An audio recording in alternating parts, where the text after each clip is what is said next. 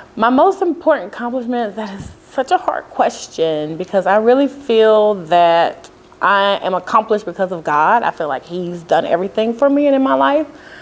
But if I had to pick three, number one would be starting the leading niche. I mean, there's so many people that start companies that aren't successful within their first few years. And so to be able to have a company that's thriving, that's been around for 10 years, that has made the Inc. 5000 list over and over again, that's made the ICIC 100, that's made the Fortune 50 Future New York Smart CEO, is an accomplishment for me. It's not easy being an entrepreneur. It's not easy trying to manage so many different moving parts. And so for that, I'm very thankful.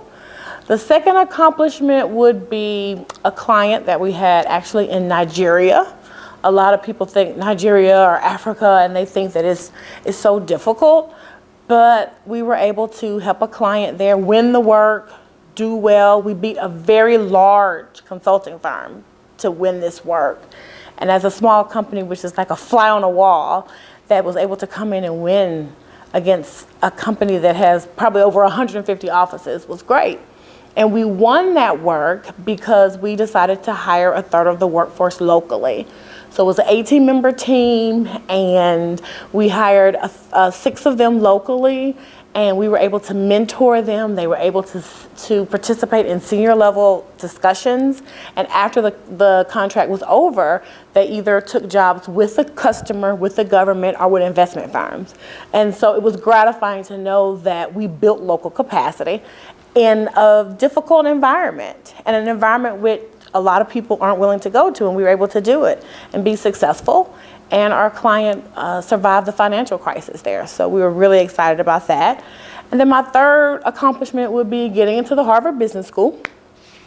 There weren't a lot of people who supported me outside of my parents at the time, because people think of the Harvard Business School and they think of, like this place. How do you get there? How do you, given the competition?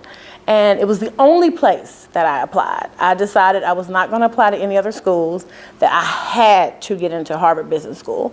And the reason why I only applied there was because when I was at Booz & Company, there were a few African-American partners, and all but one graduated from the Harvard Business School. So as an African-American woman that worked at Booz, I was like, wow, if I want to be partner one day, the only place that I can go is the Harvard Business School. I will never make partner, because there weren't a lot of us there. And so while other people said, you know what, you need to apply to other schools as a backup, I said no, because if I don't get into Harvard Business School, I can never make partner. And so I applied, and I dedicated 3 months to heads down, essays, GMAT, putting in the application. And I got in. One of 10,000 applications, one of 900 accepted, one of 60 blacks there that year. So that is a huge accomplishment, particularly when I did not have a lot of support and I had a lot of doubters outside of my family.